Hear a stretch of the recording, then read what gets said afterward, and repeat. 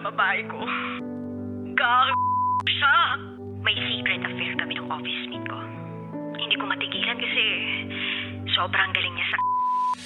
Rocky's Secret Files. Secret Files. It's the kind of bleep you never knew existed. Kunwari inosente pero boy naman pala. Rocky's Secret Files. Secret Files.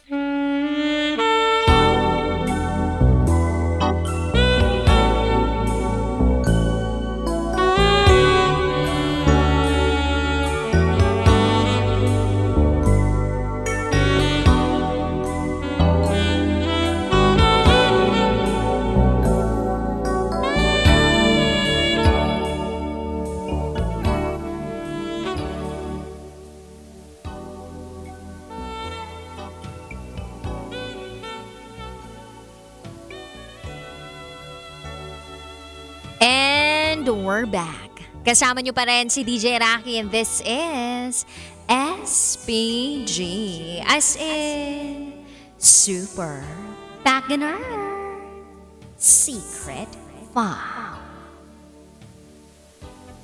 ng ating kabisyo na si Luca. Si Luca na niloko ng kanyang ex-boyfriend kaya naman naghiganti siya at pinili niyang maghiganti kasama ng isang lalaking hindi naman niya talaga lubusang kilala.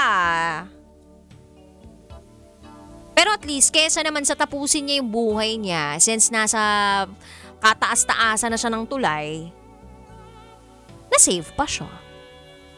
Tapos nadagdagan pa ng isang buhay sa mundong to. Anyway, pakinggan na natin ang mga kabisyo nating nag-share ng kanilang mga thoughts, comments, suggestions, and violent reactions. Ito po ang sabi ni DR. Luka, ano ba kasing ginawa mo kay Tonyo? Mukhang humina ang resistensya ni Tonyo sa gantihan to the max ninyong dalawa. Next time, huwag ka nang pipili ng lalaking single daw, pero palihim na may sabit. Dapat kasi marunong kang mag-imbestiga. Dapat talasan mo ang iyong mga mata. Paigtingin mo ang iyong pandinig at gamitin mo ang iyong pandakot. Ano yung pandakot? Pandakma!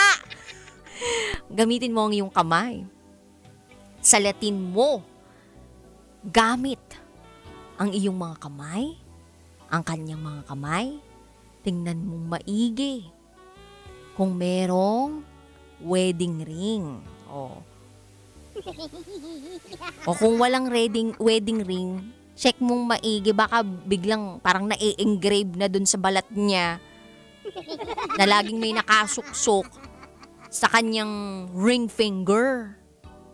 O kaya check mong paminsan-minsan yung mga chats. Ang tawag dun, checkpoint. Charot with Haron. Ito naman, ang sabi ng ating kabisyo na si Charles, the best revenge ay sa kama ang tuloy. Gusto pa ng ilang round. Iba ka rin, sender. At iba rin si Tonyo dahil naging mango siya, as in mango ghost. May naiwan pang supling pero hindi sumipot. Lesson learned, magiganti pero ituloy sa harapan, hindi sa sarapan. Charot with Harot. Feeling ko kung maghihiganti ka, dapat yung hindi ka lugi. Yung ipakita mo na masaya ka sa kabila ng lahat ng mga nangyari sa'yo. Yun ang pinakamasarap na revenge. Yung nakikita niyang nasa masayang posisyon ka. Tapos siya, pwedeng nagdurusa. Yung mapapatanong siya na, nalungkot kaya siya na nawala ko sa buhay niya? Dapat ang i-project mo, sumaya ako lalo nung nawala ka sa buhay ko. Ganon yung mga paghihiganti na maganda, right? Anyway, eto pa sabi ng ating kabisyo na si Brian M. Hi DJ Rocky, iba talaga maghiganti. Si Luca, mapapasana all ka na lang talaga. Share ko lang ha, maraming broken-hearted sa bar. Pag may kilala ko na broken-hearted, matik na pumupunta sa bar. Meron nga akong kilalang babaeng na broken heart. Matik. Bago yan, ako ang nag-order ng alak namin. Tapos, nagsasayawan kami. Tapos, nag-uusap. Tapos, maghihiganti na siya sa akin. Siyempre, sagot ko ang check, enjoy. At performance level ang paghihiganti sa akin. Sulit na sulit. Yun lang, DJ Rocky from Brian Mariano. Ibang klase ka talaga, Brian Mariano, ha? Siguro tumatambay ka sa bar para maghanap ng mga babaeng vulnerable. Normally, ganun yun eh. Yung, sige, tambay ako sa bar, tapos kapag feeling ko, merong someone doon na willing, nabukal. Oo, bukal na bukal. Yung una, bukal na bukal sa pinagdaanan niya. Tapos yung sumunod, bukal na. Charot! Wedarot. Bukal na bukal. Bukal na bukal. Real quick. Ganon. Tapos yun na. Gagamitin yung pagka-vulnerable ng tao. Pero yung tao naman na yun, ginusto rin naman niya. Pero syempre, yung mga ganong klaseng pagpapasarap sa buhay na akala mo nakakaganti ka o akala mo naiibsan yung lungkot o sakit na nararamdaman mo, nakakatulong sa'yo, ay nagkakamali ka pala. Kasi, ang nangyayari, para ka lang gumagamit ng Band-Aid. Pantapal, kumbaga. Hindi naman talaga nagagamot ang sugat, mas lalo lang itong lumalala. Hindi tunay na naghihilom ang sugat, mas lalo pang nawawasa.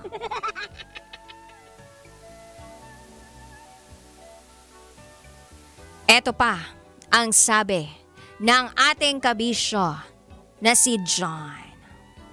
Hi DJ Rocky, good evening.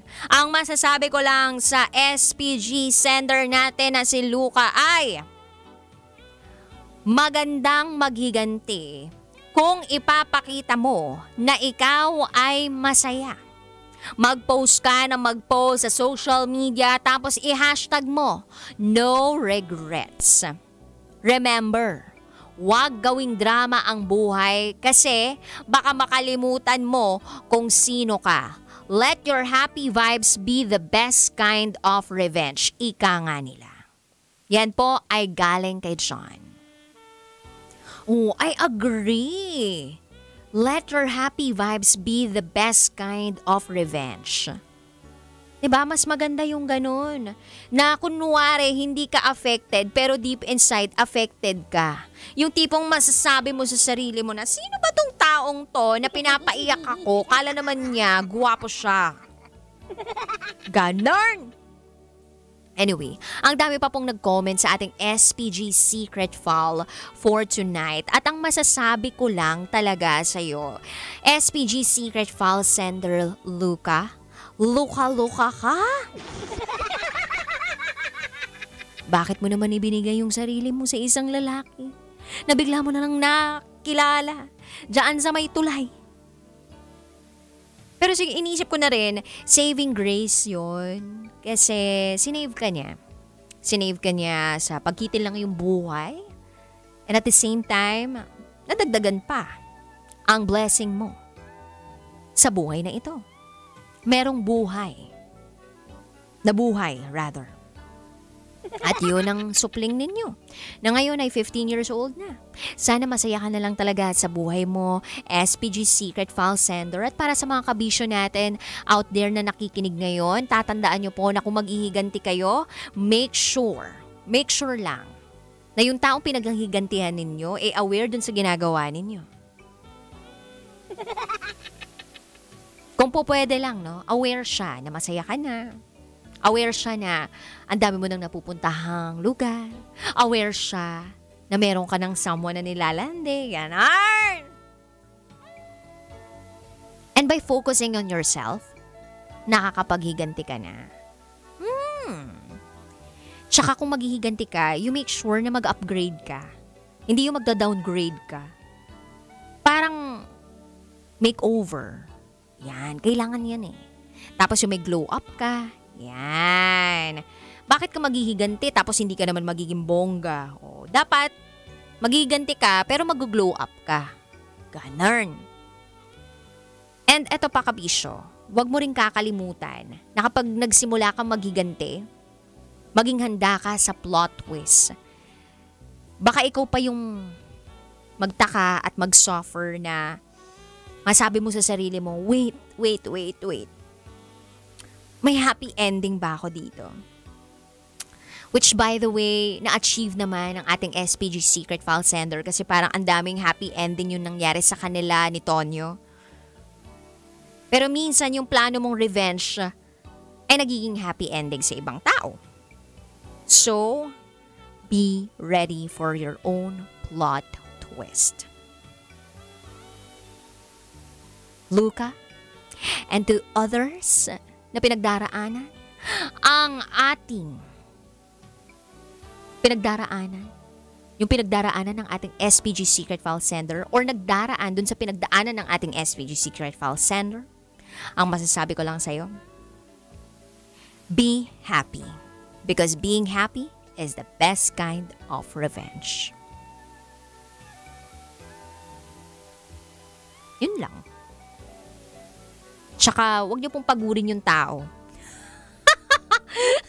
Hindi po unlimited ang pagpapaligaya at paghihiganti. Anyway, if you wanna share secrets, share it to me, raketera@gmail.com. Susunod na po ang programang SPG Top Secrets. Kapiling pa rin ang Basa Princess ng Love Radio, DJ Raketera. At ikay nakatutok dito sa 90.7 Love Radio. Kailangan pa bang i-memorize yan? Basic. This is SPG, as in super. Back in our Secret File. Metro's number